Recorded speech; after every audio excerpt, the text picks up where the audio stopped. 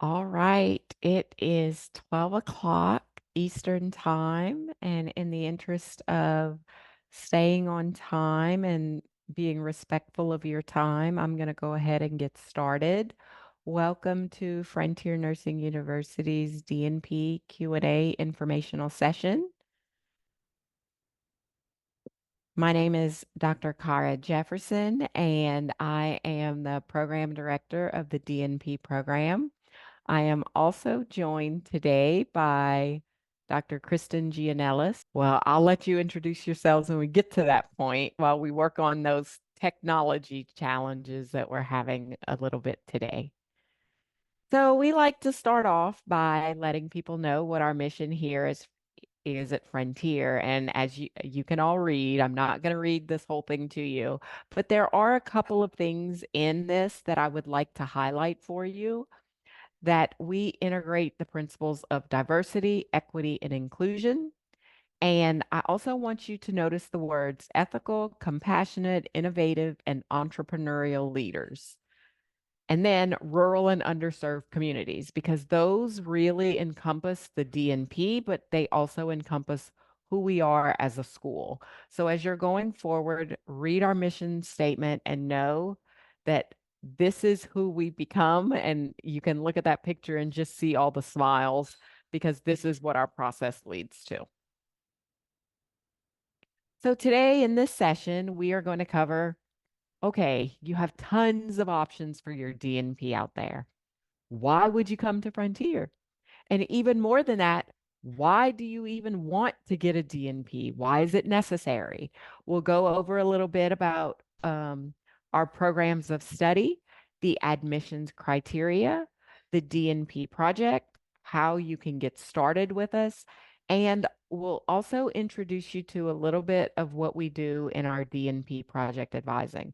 I will also apologize now in advance because as I'm going through this, I cannot keep track of the chat. It's too many things on my screen all at once. So Dr. Gianellis will kind of monitor some aspects of the chat, and so will Tamika, I believe.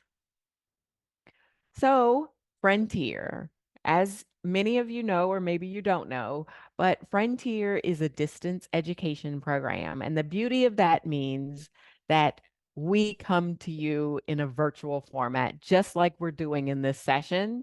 This is a lot of what you'll be doing when you become part of the Frontier DNP community. Your home community becomes your classroom. And so you can actually be sitting downstairs or wherever your couch is doing your homework or at your dining table, or maybe you're sitting in the kitchen. It's completely up to you. You could be at Starbucks doing your studying. You get to pick and you get to be wherever you feel the most comfortable. Study whenever you would like. We are mostly asynchronous. There are times where some of our assignments require that you be on Zoom at the same time with other people for an assignment, but for the most part, you get to pick those things. And we have something called the culture of caring here at Frontier, where we expect all of our students to abide by. So as long as you're respectful to me, you're showing me professionalism, mutual respect, and communicating in a very respectful manner, everything is all good. We will talk a little bit more about the DNP bound experience, but in that you get to travel to Versailles, Kentucky. I know some of you are looking at that and you're like, that's pronounced Versailles. In Kentucky, it's pronounced Versailles, and you get to travel there for what we call a DNP frontier bound experience. So this is what our campus looks like. We've been on campus about 2 years now, and the sign at the right bottom is the sign that you would see coming onto campus. And then as you come onto campus, the first thing that you would truly see are the first two pictures on the left, the top and the bottom. Those are the student that takes a picture of the student lodges, and the bottom view gives kind of an overview of what that looks like. In the bottom middle, we have our dining hall because everybody always wants to know what it is that they're going to be eating and when they're going to be eating. And then the far right is at the top is where every student checks in and also checks out when they come on campus.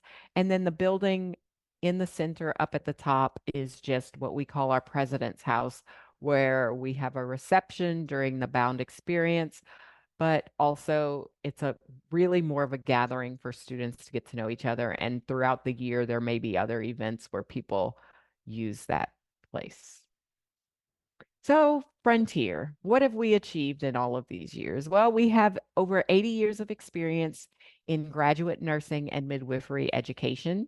We have students who have come to Frontier from all states throughout the nation, but also some of our students have actually been out of the country. So we're proud of that fact. We have had well over 8,000 graduates. We hold commencement ceremonies currently once a year. This is an example of some of our graduates that we're very proud of. So we know distance education and we know distance education very well. We've also received several awards. We've received the HEED, which is the Higher Education Excellence in Diversity Award, for several years. We have been recognized as one of the great colleges to work for, but we've also received an International Distance Learning Award by the U.S. Distance Learning Education. So as you can see, we're not just saying that we know some of these things. We have some of the awards to back all of this up. One of the things that I'm really proud of is the fact that we are really supportive of students. It's almost like one of those things that should almost be in our mission statement, because we are here for you. We support you in so many different ways. There are online student groups, there are student to student support groups, there are student interest groups. We have faculty who volunteer to mentor students. You have financial aid advisors who are here to help you and discuss the whole financial aspect of furthering your education. Our librarians are also accessible online. Even though it seems like, oh my gosh, I'm going to this virtual school, how will I be able to access the library? We have been doing it and we've been doing it successfully. And our librarians are some of the best librarians you could ever ask for.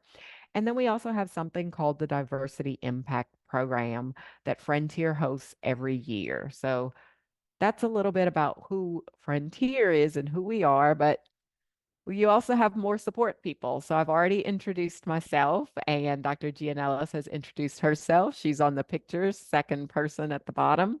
She is one of our course coordinators, but we have many other course coordinators.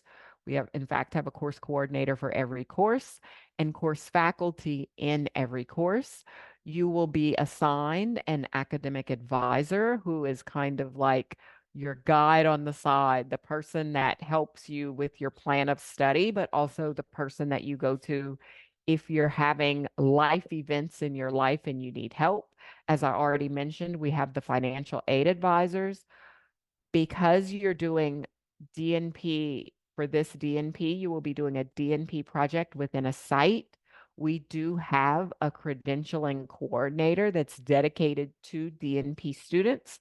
And of course, we would not be a very good distance education program if we did not have some kind of IT support for all of the questions that you have, but also in case, your computer has a hiccup or your sound doesn't work and you just need a little bit of troubleshooting.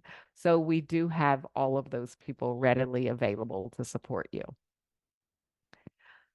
So why should you get your DNP? Well, I don't know if you know this, but a long time ago when I went to school, the whole rage was you have to get all of these textbooks and you have to learn from these textbooks. And by the time you get some of these textbooks, the actual information in the textbooks is out of date. Why? Because it actually takes an average of 17 years to implement new knowledge into the current clinical practice. So, yes, we will ask you to buy textbooks for your DNP program, but those textbooks are what we consider to be the most up-to-date resources and some of these things that kind of transcend through time and are still applicable in today's practice. But our DNP is focused on quality improvement. And when we're saying quality improvement, we're not like some other schools where we're telling you that you're going to get a DNP in XYZ specialty. You leave our program with a DNP that's all encompassing. You get quality improvement skills, you get leadership skills, you get knowledge on health policy and education. You get a little bit, you get information on business and finance. So you have this big, well-rounded view of who you are, and that can be applied to any setting, which is different than if you were to go and get a PhD, which is more research centered, or a doctorate of midwifery, which means that whatever you do will only ever be midwifery focused. But with a DNP, it's a clinical practice doctorate that you can use to advance your career in your current clinical practice job, work on health policy initiatives, get hired at any university in case your goal is to teach. So it really is a bigger, more broader view than even like an educational doctorate only for someone who teaches. So the DNP allows you to do so much more things than if you were to go and get any of these other very specialized doctorate degrees. But not only is it a terminal degree, you get to implement in real time. So it's not like you have to study things and then wait to implement them. As you are studying in our program, you are actually putting these things into practice because we are looking at the highest level of Bloom's taxonomy. It's all about application. So how do you get into our program? Well, here are the criteria. If you are considered a postmaster's DNP student, you've got to have a master's degree in nursing or a related field. You also must have national certification as a nurse practitioner or nurse midwife. And of course, you must have an unencumbered registered nursing license in the United States. You will have to have at least a 3.0 grade point average, and you must be able to pass a background check. So, very, very reasonable expectations. If you are one of our current Frontier graduates, meaning you are in one of our MSN programs or our PGC programs, and you are in the system as is, as of today, or whenever you're thinking of doing this, we already know that at the end of this, you will hold some kind of master's degree if you don't have one already. Again, an active RN license with no encumbrances. And then you write a narrative statement and a background check. So the process for admissions is a little bit different. There's a direct admit application, and then there is a postmaster's application. So just be mindful of those things as you are submitting your application for our program. Our program of study, there are really two programs of study, the postmaster's program of study and what we're going to call the companion program of study, which means that you have taken one of our programs within the last 2 years. Our DNP program overall, postmasters, is 30 credits, which means it takes the average student I will tell you, the most current data shows that instead of the 6 terms listed here, our DNP students are actually taking an average of 8 terms to complete their DNP project, which is a couple of months. But the plan of study does allow you to complete your program in 18 months. And I'm going to let Dr. Gianellis tell you a little story about that. But a little bit about us, we have 11-week terms. So you are actively engaged in your coursework for 11 weeks. And then you have a 2-week break in between that I am going to be the first person to tell you visit with your family, visit with your friends that you haven't visited with in a while, and just calm down your nervous system so that you can get back into that parasympathetic nervous system state and allow your body to de-stress a little bit. So I'm going to let Dr. Gianellis tell you about that once we get to the Q&A session in a little bit. But, oh, I guess maybe my companion program of study went away. Um, there is also, maybe it'll come later. Let me just get into this. So we have DNP didactic courses. This is the list of them. You will see that I have formerly and some course numbers and prefixes here because as of spring 2024, we are undergoing a course numbering and name change. So this is technically not even all correct with the names, but these are our didactic courses. Nurses Educator, we no longer have what's called Principles of Independent Practice. It is called um, Fundamentals of Business and Finance and Advancing Healthcare. Our Epidemiology and Biostatistics course is now called Population Health. We have Ethics and Health Policy, Advanced Evidence-Based Practice, and then Leadership and Organizational Dynamics. I apologize. I thought I updated these, but I think I updated the incorrect slide deck. But these are our didactic courses. The reason that 3 of these courses actually have an asterisk next to them is because our current students, or some students in our MSN or PGC program, had the option to take these 3 courses as part of their MSN degree. So if you took one of these courses as part of your degree from 2014 up until and including now, those courses will count towards your DNP program. So just wanted to say that. And then we have our DNP clinical courses, which we are now calling, the term clinical gets people confused in our program. So I like to refer to them as our DNP project courses. But we have what we like to call a series of 4 courses where you are actively involved in your project and you are earning hours to meet our accreditation standards. So DNP 850, which is DNP Scholarly Project Preparation, project planning, implementation, and dissemination is, and as you can see, we have requirements for on-site because you are earning clinical time in these courses. So you must be able to lead and manage a project. And the only way to effectively do that is for you to show up and be there. So here are our application deadlines. You have up until April 3rd to apply for coursework that begins in our summer term on July 8th. And you have up until June 26th to apply for coursework that begins October 7th. Our application is online, so relatively easy for you to fill out. You will write an essay.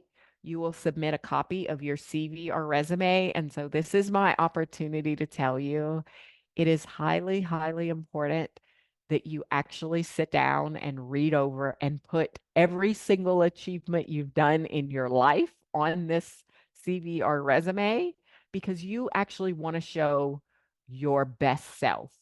So if you've written or published any articles, make sure they're on there. If you've done any presentations to anything, make sure that it's on there. If you have served as a preceptor, I really just want you to be able to take the time to make your CV and resume as professional as they can be. And let's go back even to your essay. It only takes about 5 minutes to stand there and read your essay. So you really want to be doing this because remember, we're talking about a terminal degree. So you want to be able to put your best foot forward. And if you submit an essay that has spelling errors or grammatical errors, it's not showing the best version of you. We also ask that you submit a professional reference, preferably someone who has been your immediate supervisor within the last year, because that is the person that can best speak to your ability to handle the demands of you being a busy APRN clinician plus a DNP student. And then, of course, you'll submit your transcripts. Earlier, I mentioned that I was going to tell you a little bit about the DNP bound experience. So I think that this is the perfect time to do it. All students who are accepted into our DNP program come to what we call DNP bound. If you are a postmaster student or you have been to Frontier in the past, but you've been out of Frontier for the last 2 years, you will be required to come on campus for a 2.5 day experience. We start on a Wednesday afternoon at 4:30 and we end currently by 2:30 p.m. on a Friday. And in that session, it's an orientation. You get to meet me in person. You get to meet some course coordinators like Dr. Gianellis, maybe Dr. Gianellis, but also course faculty. You meet a team of advisors. You sometimes even meet the dean and the president of the university.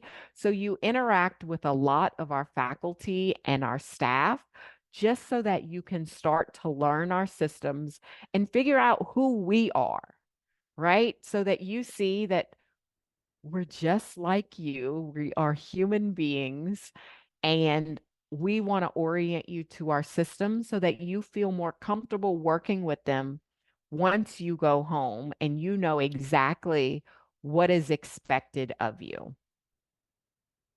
I can tell you that Bound has really, really high ratings.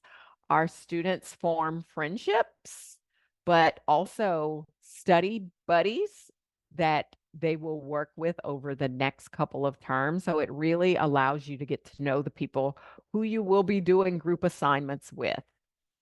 Again, we have 6 practice-oriented didactic courses. I showed you the list of those. And then we have the DNP project initiative courses. The main courses are over 3 terms, but we also have the prep course in which we get your site credentialed and licensed. And as you can see, our tuition is $665 per credit hour. We like to pride ourselves on being one of the most affordable DNP programs that there are out there. So, as I said, there are 2 methods to enter the DNP. The direct admissions for our currently enrolled MSN and PGC students, and then a standard admissions process for those people who are returning to Frontier after completing our PGC or MSN program, or those of you who are brand new to Frontier and are already nurse midwives and nurse practitioners. And so the method that you enter the DNP is going to be solely dependent upon when you graduated from our program or where you are in your career. So I am actually going to stop screen sharing and take the time and answer some questions because I see the chat has been moving, but I don't know what all is in the chat. Dr. Gianellis, you want to take over some of this or admissions? I think I've been trying to answer as much as possible in the chat. There were some questions about the companion versus the direct entry. There was also a question about the PGC in psych with the DNP, which we do not currently offer. Correct. Yes. And so, but otherwise, I think. Oh, and there was another student who wondered if they could take 3 courses at once. And I said that we would recommend 2 courses per term, and there's even some terms that we only have you take 1 course. Perfect. Yes. So honestly, the way in which our program is set up, and you can look on the website, there is a sample. Sometimes they will plop it in the chat here, but there is a way that I like to say that your plan, we give you a program of study. That program of study can be very individualized to your needs. And that's why I'm going to let Dr. Gianellis tell you a little brief story about her experience with that so that you can kind of see a little bit of what we do here at Frontier. Yes, absolutely. And I want to make sure we come back to Kathleen's question because I think it's a great question. So I am a alum of Frontier. I got my MSN um, 20 years ago. It's scary to say, um, at a brick and mortar school, and had a good experience there.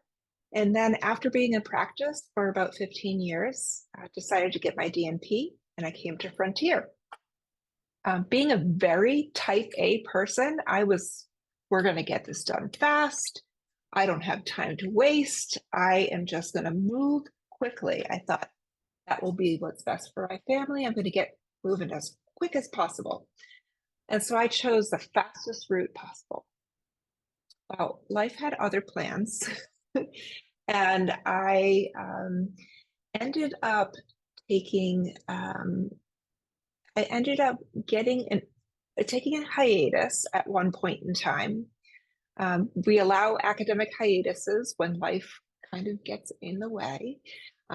There was a time that I had to step away for a term and just be, um, I shouldn't say just be a mom. I had to fully be a mom for a term. And then I received a really great job opportunity. And that changed the timeline of my DNP because I suddenly was coming into it and saying, like, well, now I have to be in my site for a little bit of time. I have to know this before I go in and change it. So, all in all, I look back at it, I ended up taking, I might have been up against the timeline, or maybe I even went over the timeline. I think I went over the timeline for how long we have, but there's grace for that. And I finished the DNP, and I was happy that I took the time that was needed for myself, my family, and I wouldn't have gotten the same project if I had done it as fast as I originally had planned. So we are very flexible here. I would say I spend a lot of my day talking to students and just really trying to understand their life and what their plans are, what their goals are. And we do a lot of discussion just about, is you know how are you coping with all of this too, and how is this fitting into your life, and how do you feel about all of this? I think one of the things I think about when I think about Frontier is community. I didn't have the level of community that I experienced here at my brick and mortar school, and I was there all the time, physically there, but I didn't have the level of community I experienced at Frontier. Um, and that's why I Yeah, no, stayed. I agree. Yeah. Yeah, some of us there's a lot of us that have stayed, and that has prompted all these great questions in the chat, which I am loving. I see a question about, are you able to complete 1 course at a time? Are you able to take 3 courses at a time? So the beauty of our DNP program is, let me say first, if you are a postmaster's student, you have 2.5 years from the day that from the time you start to complete your DNP degree. If you are a companion student, meaning you are coming in already with those 9 credit hours, you have 2 years to complete your DNP degree. So yes, you can.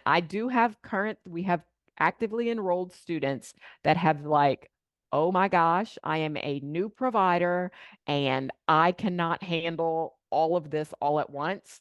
My advice is yes, I actually want you to take one course at a time because I don't want you to rush through something and not get what you need so that when you finish, you feel like you've left with this, oh my gosh, I have this DNP and I don't know what to do with it.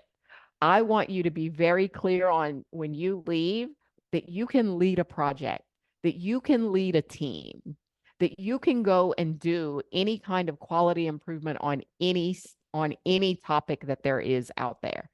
That that is what we are preparing you for. So when you are in the program, we will meet with you. Like Dr. Gianella said, we spend a whole lot of time with students guiding on what is actually right. I see a question from Kathleen that says, I am in FNP school now at a different school. Do you recommend going straight to the DNP or practicing a year first?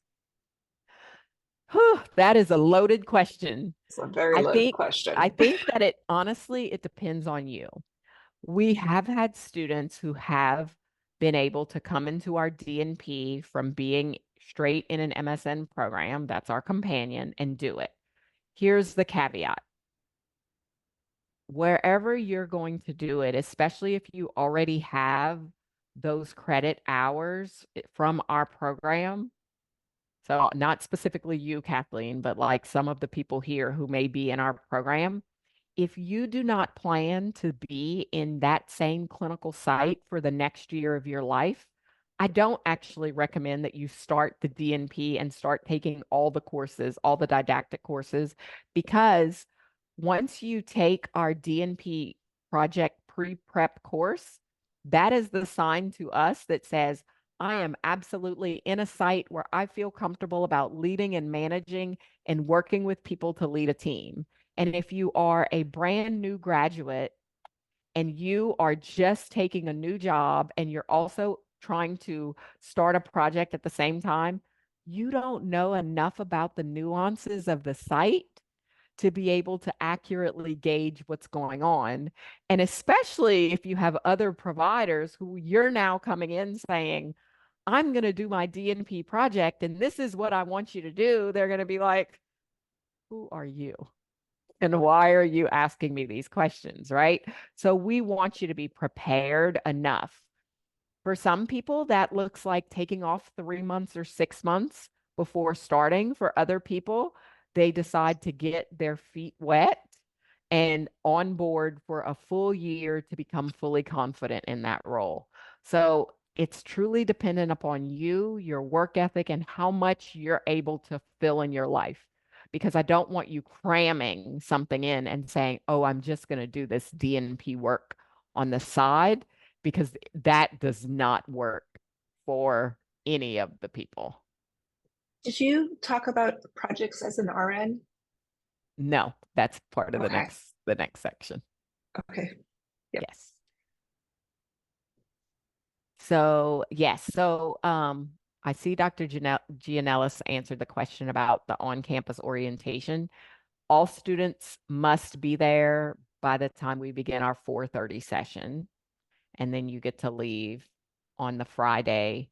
Generally, your flight is generally closer to 4:30, 5:30 p.m. because we do not finish until 2:30, and then you still have to get to the airport, do all of the airport TSA security, all of that.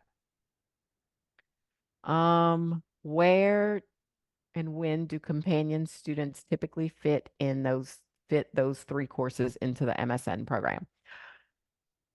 So it depends on when you started the MSN program because we have messaged for it will be 2 years now, when we were taking those courses out of the MSN program, students were given the ability to opt in or opt out of those three courses. I actually just looked at data on how many students did both of those things, opted in and opted out.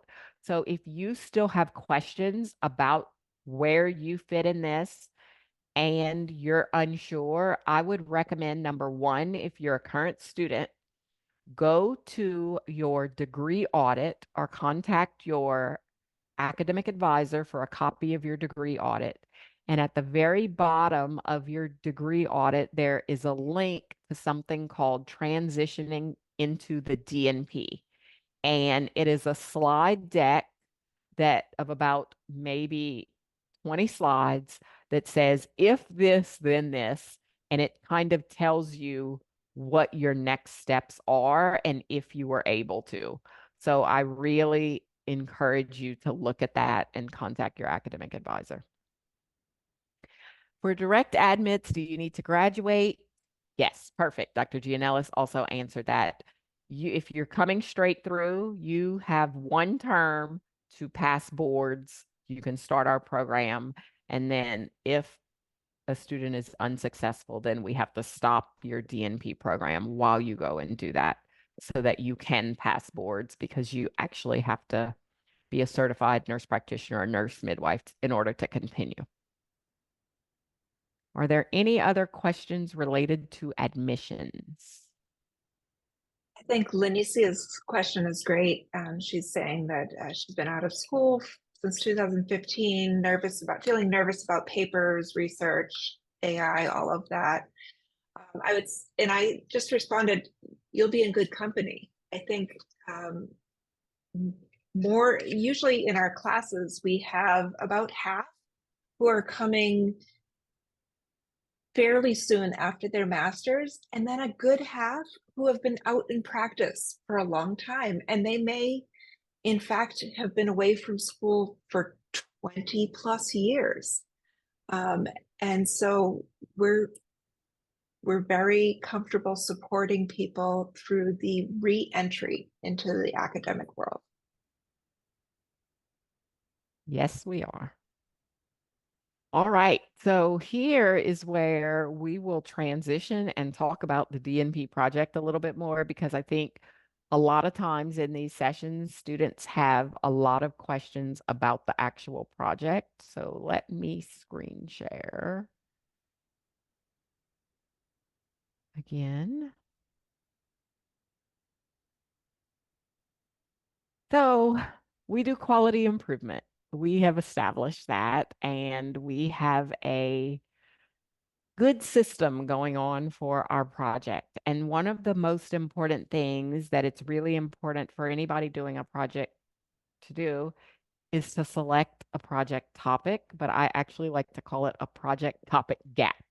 I add that word because when we say project topic, people sometimes go in the weeds, but you're not just looking for a topic.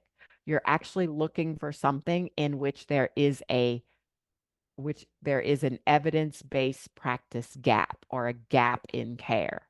So all project gaps must be driven by the needs of the site, which means that it is often not your passion project. It is often something that the quality improvement department, or whatever that department is called where you work in your organization, they have a whole list of projects where we're not meeting certain metrics that are specified by, CMS or our accrediting bodies. So there's always work to be done, projects to be improved. So we ask you to meet with your quality improvement committee or department. We also ask you to go and speak to the CNO or the highest level of nursing leadership at your site so that you can figure out and get approval to do your actual project. All of our projects are population focused on patient outcomes, because remember, at the end of the day, this is a clinical practice doctorate. And currently, all projects must be performed within a clinical setting. So that would mean that if you work, let's say, in academia, you cannot do your DNP project with the other faculty team at your academic institution. It must be a clinical setting type project. And all of our projects focus on one of the Institute of Medicine domains of quality care: equitable, timely, efficient, patient-centered, safe, effective, and which one did I miss? Efficient? Equitable? One of them. They're Efficient. all listed right there. Efficient, yeah. Thank you. All of our projects have some degree of team and patient engagement, meaning while you may not directly in your project have a team engagement intervention, you have to have buy-in from the team, and the team has to be kept in the loop. So the team is very much intertwined in the project, as is the patient. And we want your project to solve a daily problem. It would not be acceptable for you to pick some kind of project gap where you're only seeing this occur maybe once every 3 to 4 weeks, when it should be something that you're seeing that's a gap in, that you're seeing in a week, 75 to 80% of your people could benefit from. Does that make sense? So what we have you do is in our course, one of the courses here, we have a 1 credit project preparation course in which you pre-plan your project. Meaning, and I think maybe pre-planning is a misnomer, because you're actually not pre-planning. You are actually doing more discovery into your site. You are meeting with your site leadership on a different level, because you are actually talking about what the project is, what the project entails. I have you meet with individual faculty member for advising to determine, yes, that's a good thing to possibly do, or actually that's not going to work because you don't have the volume. We talk about what are the expectations of the DNP project. We go back to the timeline, because if you have your life happens to all of us, but if your life is exploding, maybe this term is not the best term for you to actually be doing your DNP project. Maybe you actually should be doing that a term later. So we really look at this as a way to really guide and advise you on the best thing to do for you, your life, and also your finances. I'm very cognizant of the amount of money that it takes to do any kind of DNP program. And we want to make sure that you're getting what you need. So that school and life and work balance plays a big decision into your actual program of study decisions. But we also talk a lot in that course about who's going to sign the forms from your site, who are the appropriate people, how do we go about getting your site credentialed, and then we also have an IRB, institutional review board, discussion of that. So if, I love this quote by Henry Ford because I think it's so applicable, but he said, if I asked people what they wanted, they would have said faster horses. Never did people imagine that they would be driving cars. And that's a little bit what we like to think of as quality improvement. You actually don't really know what you want. We're very data driven, but we also want you to be visionaries and creatives so that you can imagine how much better your site and your health system can be by the time you do this small project. I'm not asking you to change the world with your DNP project. I'm asking you to take steps towards changing the world in your project. So as you plan ahead, here are things that you should absolutely consider. Number one, do I have a potential clinical site? Yes or no? And if so, are you working at that site? So I will be the first person to admit to you that history has shown us it is typically much better for students to implement and plan a project within their current workplace than it is to go and volunteer. The volunteer role has many nuances with credentialing, but also time.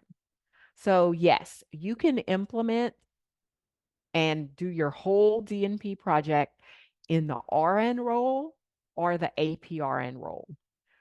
For us, it does not make a difference. You just need to be able to have the site buy-in and the ability to talk to the people, the core leadership team, and people who get are on board to actually help you do things within your site.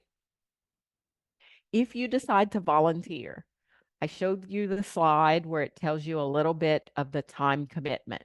So, for example, in the planning course, you've got to be on site about 2 days a week. In implementation, you must non-negotiable be on site 3 days per week in order to manage that project.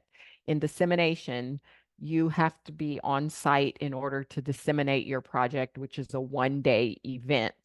But you're going to spend a lot of time before making sure the technology and all that is correct and for you to be able to present your project.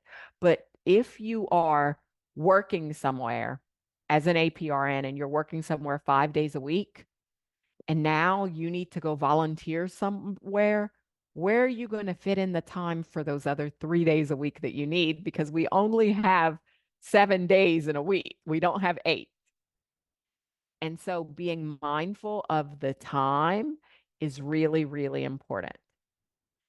The question that we get a lot too, and we've already touched on this, is when will I be starting a new job as an advanced practice registered nurse or starting a new role? Because we have a lot of people who are coming back to school for psych as a PGC, and now they want to work in a psych environment, which is fantastic.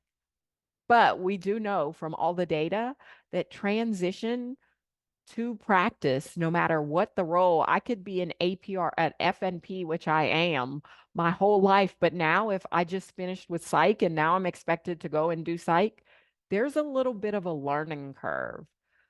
And it does not always occur on the schedule that we set out, right? Planning something and having the plan actually go through smoothly does not always happen. It's just part of life. So we don't want you to start the planning course when you're having a new job change because you may get lost in the shuffle and the weeds, and overwhelm is real. And that is not what I aspire for any of you. Do you anticipate any major life events? Will you be moving? Will you be growing your family? Will you be the caregiver for your grandmother or a parent? Or is your child having a major surgery? All of these things are things to look at and consider as you plan. And that's the reason why some students choose to go at a slower pace because it allows the flexibility for these things to be worked in. The other good thing about Frontier is we have something called an academic hiatus where students are allowed to take off a term, up to 2 of them in a 365-day period for whatever it is that you have going on. Where that gets sticky is if you start the DNP project, taking an academic hiatus does not work because that means that whatever data you've already gathered is no longer relevant by the time you come back. So I financially don't want you taking the same course twice.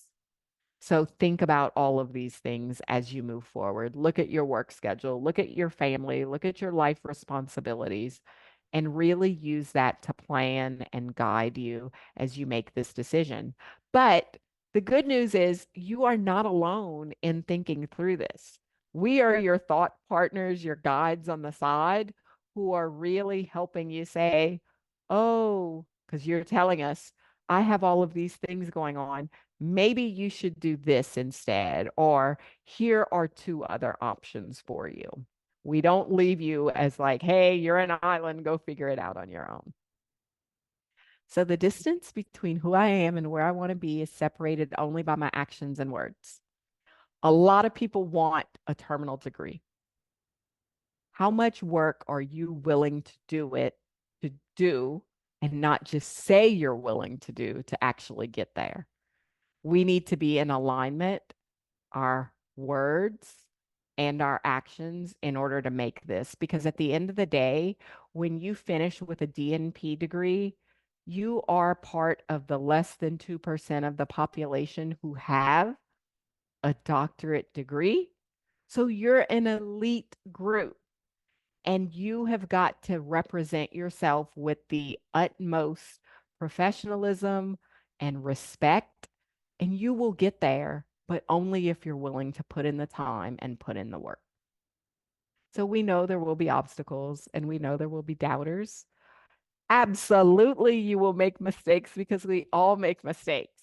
But with hard work, there are no limits to what you can accomplish, and you can complete your DNP with us here at Frontier Nursing University. So, this is a picture of one of our DNP graduates who was walking on the stage to be hooded during commencement. And you can see the absolute joy on her face that she has now successfully finished this program. And we want that to be all of you.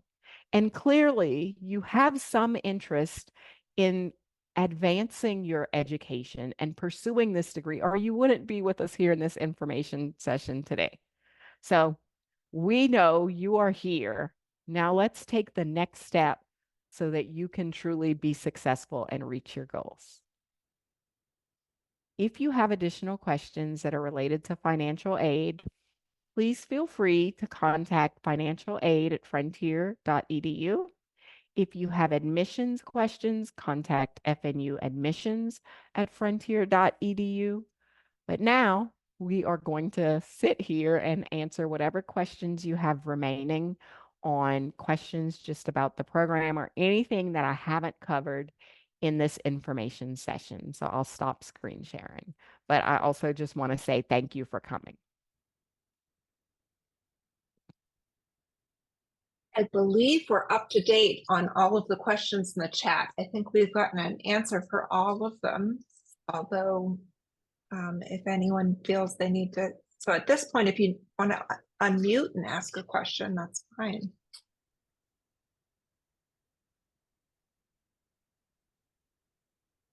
Yeah, I like people to talk to me because sometimes it feels like I'm in this island. We're talking to ourselves.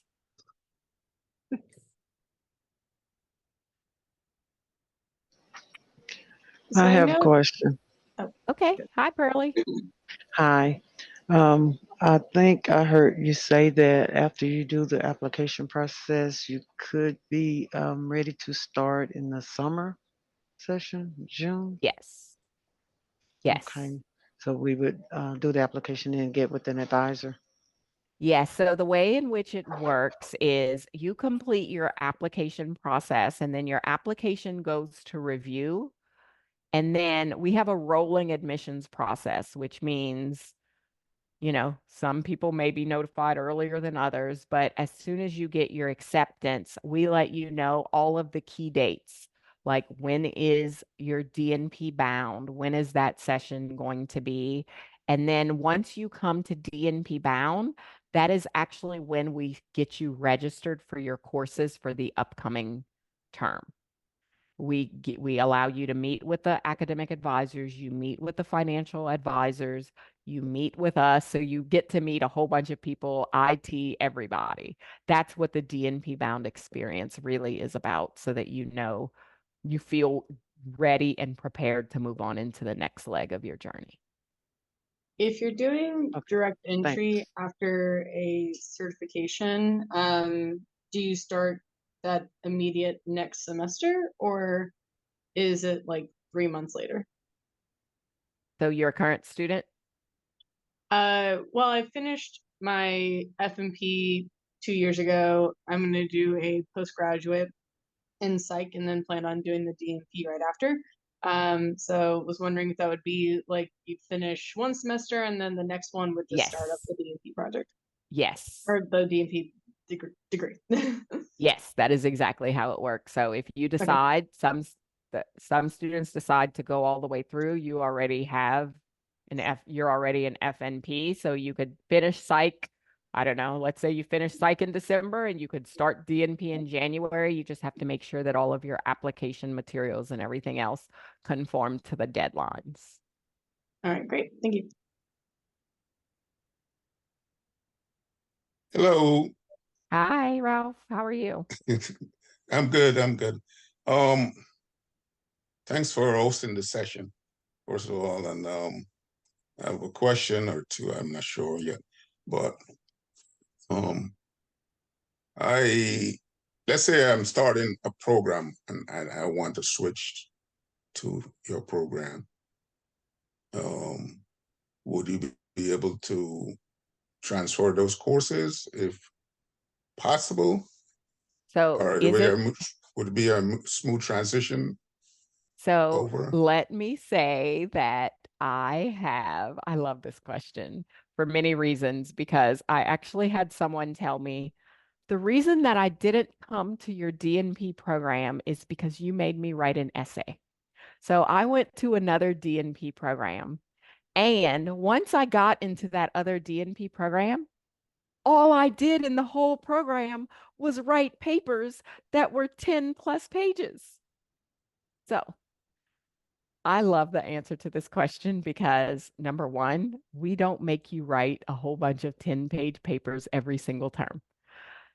As far as you transferring your courses, yes, there is a course transfer process. I generally encourage students to come to DNP Bound because we spend a lot of time talking about this. I'll tell you this, Ralph. What tends to happen is people who are thinking about coming to our program will complete the course transfer form process, and that requires a fee. But people rush through the nuances of the form, and I spend time talking to you really about that during Bound as to what courses may or may not qualify. If I can't give you that guidance, if you go and you just do it on your own, and I can't look at the courses in advance, but there are courses from some universities that do transfer if they meet number one, their doctoral level, and number two, they meet the same or similar objectives to those of our DNP program, as well as the essentials, which they likely should if they're a DNP program. Does that Right. make Thank you sense? for that. Yes, that makes sense. So I don't I don't want to say too much, but let's say I'm speaking in third person, someone I know that's in the DNP program. Mhm. They're just starting their first semester, and they were pretty much looking at a cost thing. It's they say the school is the reasonable cost, but then you find out it's not. Cost is usually not the real issue. You want to be in a program where you feel you're being supportive. Um, if some of these online programs like the generic, so let's say a professor may have to go in and customize it each class. But let's say they're just teaching like that, and then you kind of lost. Like, what are they really asking? So, The question is not explained. I'm not sure. I have to send an email, yes. things like that. And it takes So time to do that.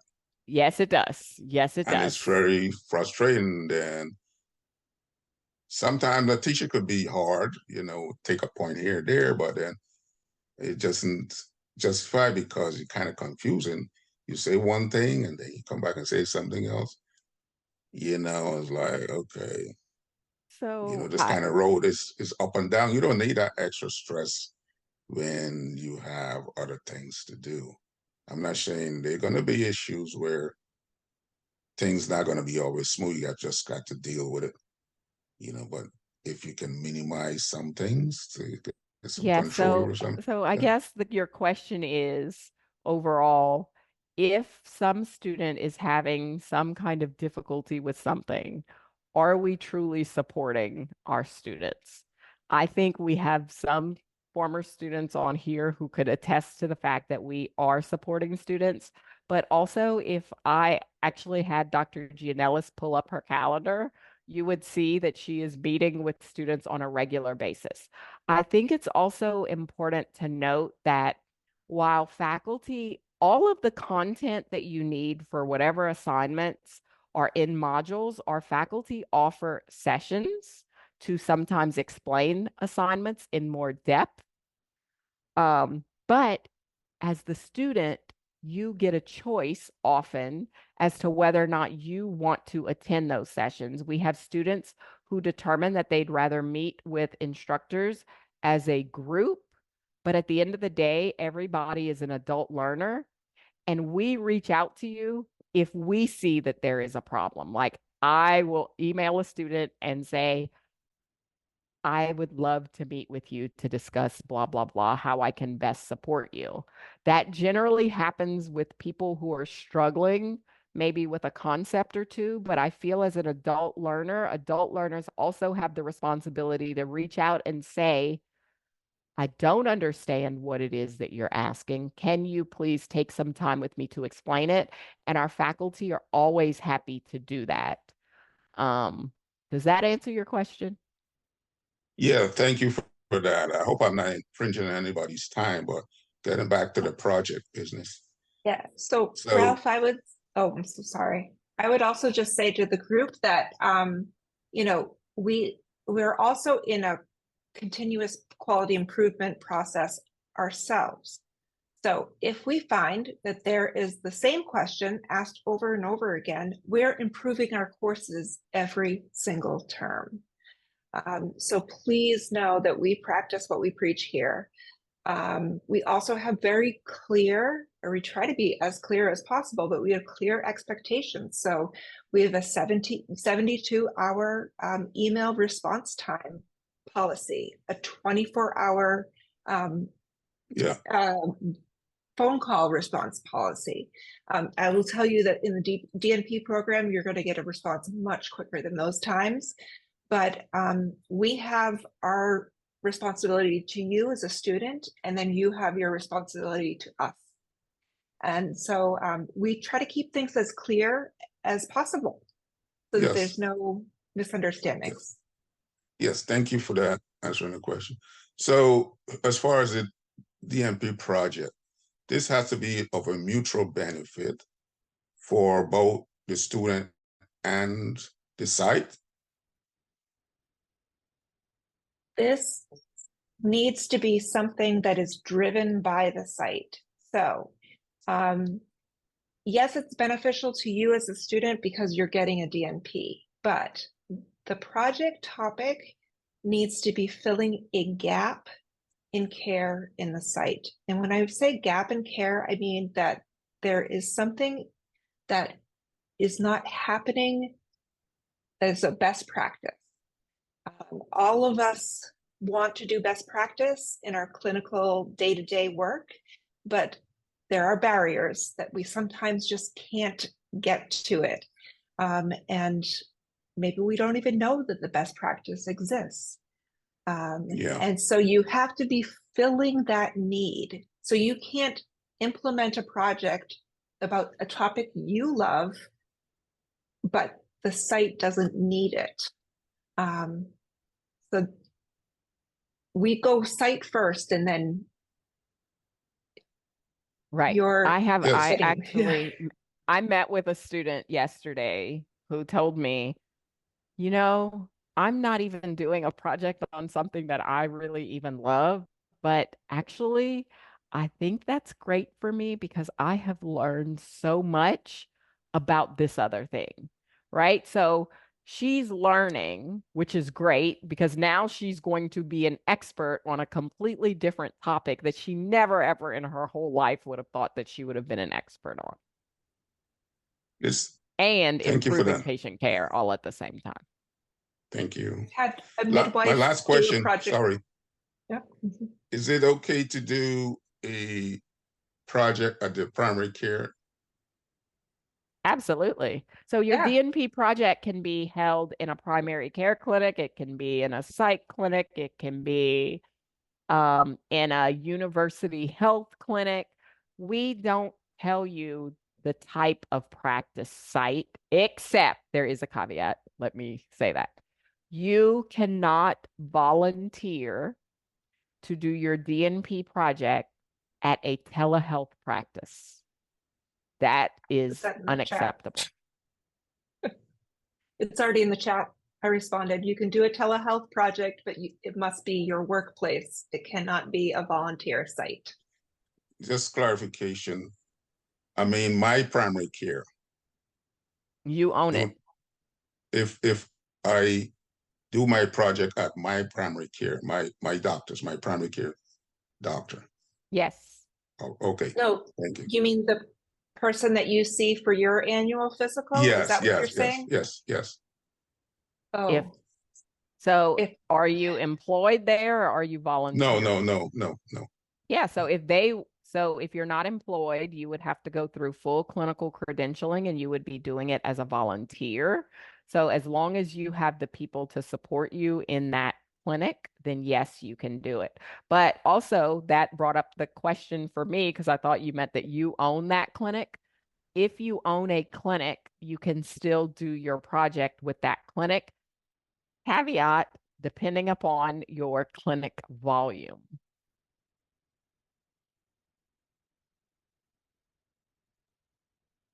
in volume, we can discuss on a case-by-case basis. We do keep our projects open to smaller volumes because we are a school that is focused on rural education. And so we understand that the rural places do not always have high volume. That being said, there's a lower limit to volume that just won't work in a learning environment. So if you have questions, do I have enough volume? You can reach out. And I'm looking back in the chat, and I think I answered Dana's question. So Dana, if you are currently working on your MSN at Frontier, and you plan to finish in December, ask your academic advisor if you don't have access to it for your degree audit. Or you can also email me, kara.jefferson@frontier.edu, and I will email you the transitioning to the DNP document because it's very nuanced and I can't remember all of the nuances depending on every single special case, but I can definitely get that document to you.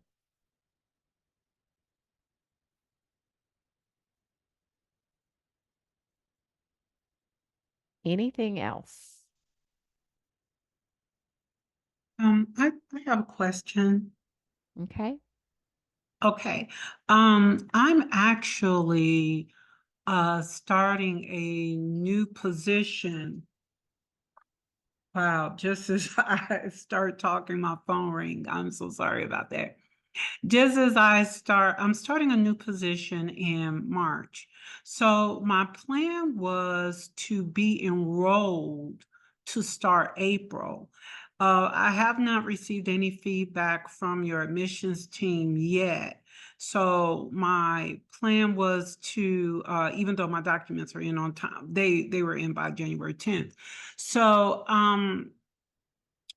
what I'm thinking is, because you brought up a good point about, being in a new environment, even though I did mention it to my employer during the interview process that I do plan on completing my DNP.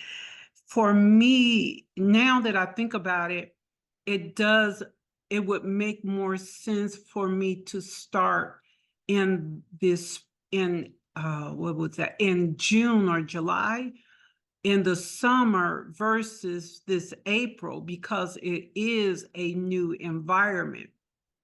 But the only thing that I'm thinking about right now is that I've been out of school since 2015. It's my second thought because I'm so laid back now. But I know that sometimes making decisions because you're anxious, let me start, that can be not so good either. Okay, so how do you say your first name? Because I'm very cognizant about names. Okay, Lanisha. Lanisha, thank you. Yeah. Are you one of our current students, or would you be coming into Frontier brand new as a postmaster's DMP student? I would be postmasters. I graduated in 2015. Okay, so there's actually two ways to look at this. I don't know about the admissions. I would encourage you to reach out to admissions to ask about the application, but there's two ways to look at this. If you were to start a new job in March, your first term, you're not doing anything with your DMP project. I'm just being honest with you, your first term, and you can take it slower. Even your second term, you're not really doing anything with your DNP project. So, depending upon how long it takes you to get onboarded within a site, a new place, that would be the deciding factor. Because I don't know how much of a learning curve this job would be for you, but there is that option.